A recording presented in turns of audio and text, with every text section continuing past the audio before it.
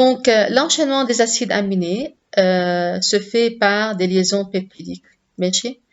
قلت من شوي إنه l'association de plusieurs acides aminés بتعطيني un polymère. ما هيك؟ يعني la polymérisation des acides aminés, elle donne naissance à une macromolécule اللي هي البروتين. طيب كيف بتصير هالاسوسياسيون برأيكم؟ كيف عم بيعملوا ليزون مع بعضهم هول الاسيد اميني؟ دونك يا صبايا ويا شباب اذا بتريدوا كمان هالفكره كتير مهمه. اوكي، دونك الليزون بين الاسيد اميني اسمها ليزون بيبتيديك. اوكي، دونك شو معناتها؟ معناتها سي vous avez deux acides aminés regardez ici هون انا بهالصوره عندي هذا الاسيد اميني وعندي هيدا الاسيد اميني. ليزون بين هيدا الاسيد اميني على اليمين والاسيد اميني على الشمال، ليزون بيناتهم هي ليزون بيبتيديك. كيف بتصير الليزون بيناتهم؟ Donc, je répète, je relis le texte. Deux acides aminés liés entre eux lors d'une réaction de déshydratation forment un dipeptide. Dipeptide معناتها formé de deux acides aminés. Tripeptide معناتها عندي chaîne formée de trois acides aminés. Ok, ainsi de suite. شو بيصير بهيدي الليزون؟ La fonction carboxyle, d'accord, du premier et la fonction amine du deuxième. هيدا الأسيد أميني عنده كاربوكسيل على اليمين COH وعنده NH2 على الشمال.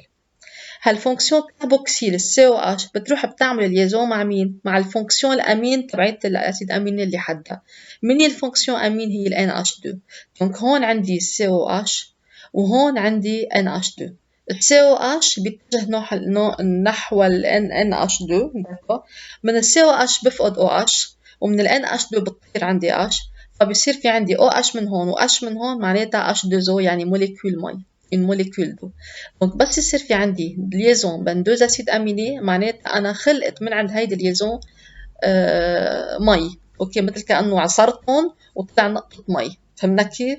يعني عملنا ليزون بين هاثنين أسيد أميني، نتيجة هالليزون وبتولد عندي H2O. شو صار عندي؟ كيف هدول رجعوا عملوا ليزون؟ regardez là. Donc ال C عملت الليزون مع ال N.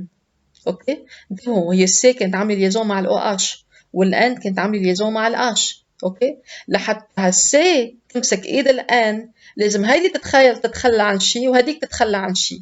شو صار؟ السي تخلت عن الاو اتش، ما تخلت عن الاو، ما تخلى عنها، راحت تركت الاو اتش. اوكي، والان تركت اش، هي حامله 2 اش، تركت وحده منهم، فساعتها السي والان مسكوا ايدين بعض. اوكي، هالمسكه هيدي هالليزون يلي صارت بين الكربون من الفونكسيون كاربوكسيل والان الازوت من الفونكسيون امين، هالليزون هيدي بيناتهم اسمها ليزون ليزون بيبتيديك.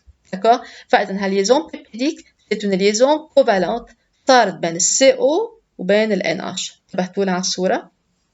دونك regardez، هي ليزون صارت بين السي او وبين الان اتش. السي او هي بالاسيد اميني الاولاني والان اتش هي بالاسيد اميني الثاني. وهالليزون بس صارت شو فقدنا نحن، او بالاحرى شو بين عندي؟ بين عندي الموليكول H2O. معناتها كل الليزون بيبتيديك اوكي بتعطيني كوا؟ بتعطيني une molécule H2O. اوكي، اذا deux acides aminés بيعطوني une liaison une molécule H2O. معناتها trois acides aminés عملوا ليزون مع بعضهم بيعطوني deux molécules H2O. وحارجع عيد، انتبهوا لها، هيك كتير مهمة على فكرة. الاثنين أسيد أميني مع بعضهم ولدوا لي une molécule H2O. بنرجع بيجي أسيد أميني الثالث بيعلق على الثاني، كمان بيرجع بتبين عندي كمان une deuxième molécule H2O. معناتها شو؟ معناتها 3 أسيد أميني طلعوا لي 2 molécule H2O. بيرجع بيجي أسيد أميني رابع بيعلق على الثالث، كمان بيصير في عندي une molécule H2O. فشو صار عندي؟ صار عندي 4 أسيد أميني بس combien de molécules H2O؟ 3. بيرجع انتبهوا، بيرجع بيجي 5 أسيد أميني بيعلق على الرابع بيطلع لي molécule H2O. معناتها صار في عندي 4 molécules H2O ainsi de suite. يعني هذا الكلام اللي عم لكم اياه لحتى لكم اذا عندي n اسيد اميني combien de molécules H2O ببين عندي؟ ببين عندي n-1 molécule H2O. فهمنا ليش n-1؟ لانه انا لما بلشت بدو اول اثنين اسيد اميني طلعوا لي وحده، رجع اجى اسيد اميني الثالث كمان بين عندي وحده ثانيه، رجع يعني صار في عندي 2 من 3. اجى الرابع علق على الثالث صار في عندي 3 موليكول H2O. اوكي، يعني طول الموليكول H2O ناقصين وحده. مثل هيك n اسيد اميني بيعملوا لي برودكسيون ل N-1 molécule H2O. C'est clair? فإذا شو هي الليزون اللي عم بتصير بين les deux acides aminés? C'est une liaison peptidique. هالليزون بيبتيديك وين عم بتصير؟ عم بتصير بين الجروب كاربوكسيل من أول أسيد أميني وبين الجروب NH2 من تاني أسيد أميني. أوكي معناتها صارت بين ال CO وبين ال NH. C'est une liaison covalente CONH qui se met en place. هيدي الليزون كمان بقلها liaison amide.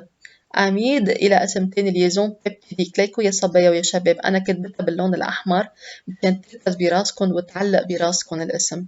أوكي liaison amide أو liaison peptidique بين ال CO وال N. هيدي liaison covalente انتبهوا.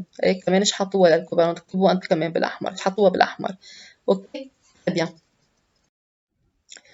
دونك regardez هون على فكرة ليكو هون أنا عندي هو زيت الإكزامبل يعني بس عم نرجع نشوفه. عندي هيدا أسيد أميني واللي حده هون أسيد أميني. على فكرة نطلعوا شو الفرق بيناتهم مثل بعضهم. هيدا عنده NH2 و COH والتاني عنده NH2 و COH. الفرق اللي عم يختلف بيناتهم هو الشين راديكال R. هيدا R هيداك R بريم. ليه سميته R بريم؟ لأنه بيميزهم عن بعضهم هي الشين لاترال R. أوكي؟ اللي بيميز ال 20 اسيد اميني هي الشين لاترال ار هي اللي بتختلف من اسيد اميني للتاني.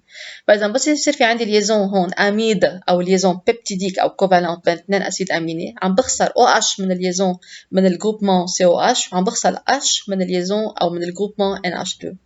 فحيصير في عندي ليزون ريغاردي لا هاي الليزون يلي هي هون هي ليزون بيبتيديك او ليزون اميد يلي صارت بين السي او من اول اسيد اميني وبين ال NH من تاني أسيد أميني. أوكي donc c'est une liaison peptidique أو c'est une liaison amide. أوكي donc كل اثنين أسيد أميني عطيوني regardez là عطيوني une molécule H2O. d'accord كل اثنين أسيد أميني عملوا liaison مع بعضهم عطوني une molécule H2O. رجع بيجي واحد ثالث صار في عندي 3 أسيد أميني بصير في عندي 2 موليكول H2O.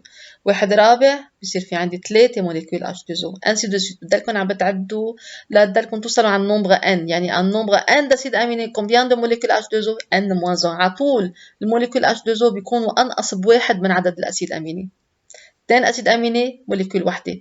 3 أسيد أميني 2 موليكول H2O. يعني دايما عدد الأسيد أميني ناقص واحد هو الموليكول لل H2O. Ok, donc je répète, vous avez 2 acides aminés, معناتها عندي un dipeptide, 3 acides aminés, un tripeptide.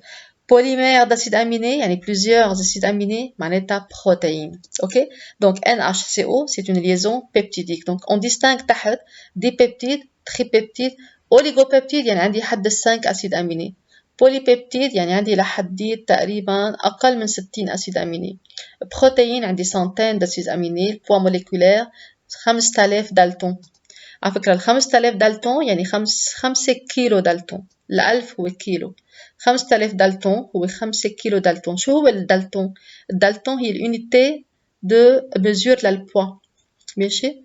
نحن البوا تاعنا بالجرام والكيلوغرام. هودي الموليكول ما بقيسهم بالجرام والكيلوغرام لأنه كتير صغار. يعني بدي شيء أصغر من الجرام والمليغرام اللي نحن بنعرفون هو الدالتون. دونك هي 5 كيلو دالتون أو 5000 دالتون هو le poids moléculaire la protéine. Combien d'acides aminés? Une centaine d'acides aminés. Est-ce que c'est clair? Voilà, je continue. Donc les acides aminés, c'est un tripeptide. Un tripeptide est une chaîne de 3 acides aminés liés entre eux par 2 liaisons peptidiques. هذا الحكي اللي حكينا من شوي. يعني كل 3 أسيد أميني A بيعطوني 2 موليكول H2O. دونك تريبيبتيد معناتها 3 أسيد أميني بيعملوا ليزون مع بعضهم. عندي 2 ليزون بيبتيديك. جربوا رسمون انتم هلا على الورقة وجربوا حطوا combien de liaisons peptidiques. يعني عندي بين الأول والثاني عندي ليزون. نرجع بين الثاني والثالث بتجي ليزون جديدة. معناتها بالثلاثة أسيد أميني بالتريبيبتيد يعني combien de liaisons عندي 2 liaisons peptidiques وعندي 2 molécules H2O. Une chaîne polypeptidique أو polypeptide أو protéine عندها N monomères d'acides aminés reliés par N-1 liaisons peptidiques avec élimination de N-1 molécules d'H2O. هذا الحكي اللي حكيته من شوي. أوكي فإذا ال N monomères d'acides aminés relié par N-1 liaison peptidique. بتقولوا لي كيف هالحكي؟ طيب لكم طب هات لحتى نبلش ب 2 أسيد أميني.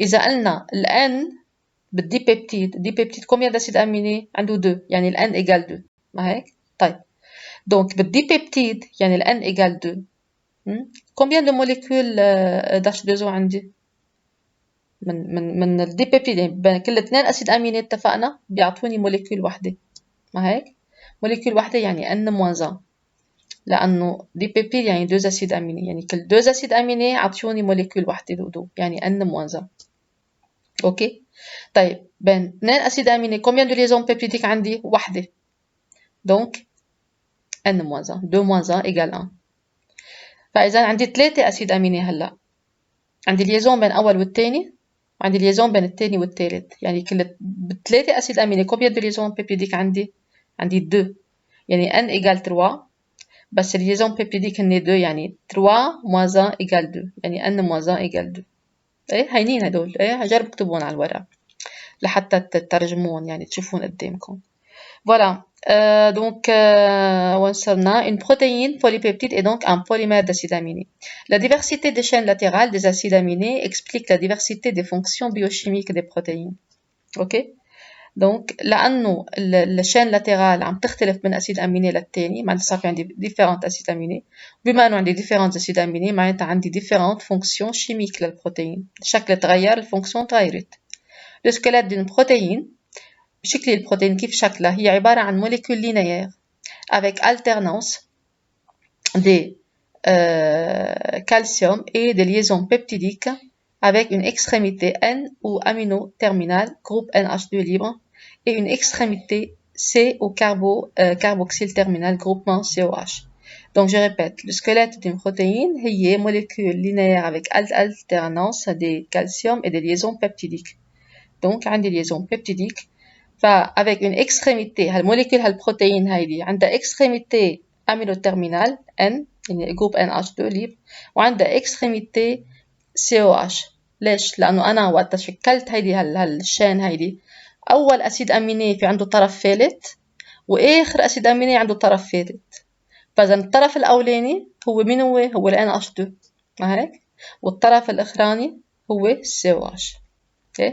ليش؟ لأنه أنا وقت عملت ليزون بين أول أسيد أميني والتاني كانت ليزون مع COH ولا NH2 من الأسيد أميني التاني معناتها أي طرف بالأول أسيد أميني الثالث هو NH2 ماشي وأي طرف من آخر أسيد أميني الثالث هو COH voilà فإذا عندها البروتين عندها طرفين deux extrémités واحد NH2 والتاني COH par convention numérotation de N terminal et C terminal et de gauche à droite donc وقت بقول صار في عندي NH2 على الشمال والCOH على الشمال excusez-moi على اليمين هرجع عيد donc أول أسيد أميني على الشمال عندي ال NH2 وعلى اليمين COH والCOH هو عامل ليزون مع ال NH2 تبعت الأسيد أميني الثاني donc منو الطرف الثالث اللي عنده بهذا أول أسيد أميني هو ال NH2 فإذا هذا على الشمال لأنه الموليكول عم تسحب على اليمين عم تطول على اليمين donc الطرف اللي فالت على الشمال هو ال NH2 مشان هيك سميتها N terminal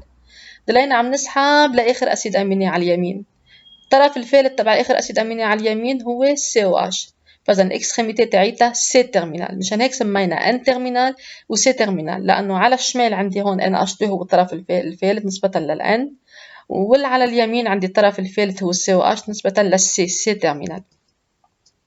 Dans l'organisme, la dégradation des protéines se fait par des enzymes اللي هن البروتيناز كل شيء از بالآخر يعني بروتين از يعني enzyme qui dégrade les protéines. شو هن الميثود اكسبيريمنتال الكتروفوريز كروماتوغرافي سور كولون هيدول لحتى اقدر اشوف البروتين يعني عليهم هدول ما بيلزموا لي يعني فيكم ما تشوفون بتحكوا يعني بيمرقوا معكم ان ديتاي بعدين. Les protéines sont les mêmes dans la même espèce mais elles changent d'une espèce à une autre.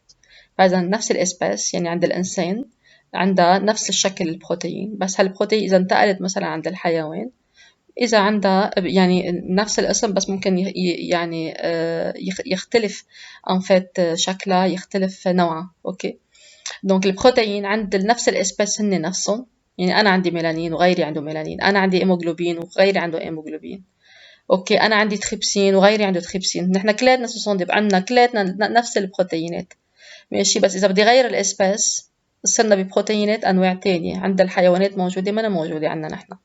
أوكي فإذا sont les mêmes dans la même espèce عند البشر même espèce بس بتختلف البروتين من une espèce ل une autre.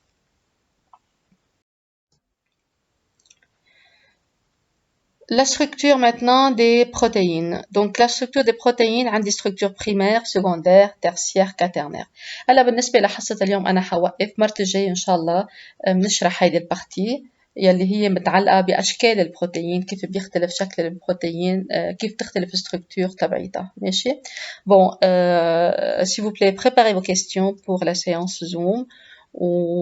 Je vous souhaite une bonne observation, une bonne écoute, une bonne préparation. À la prochaine. Au revoir.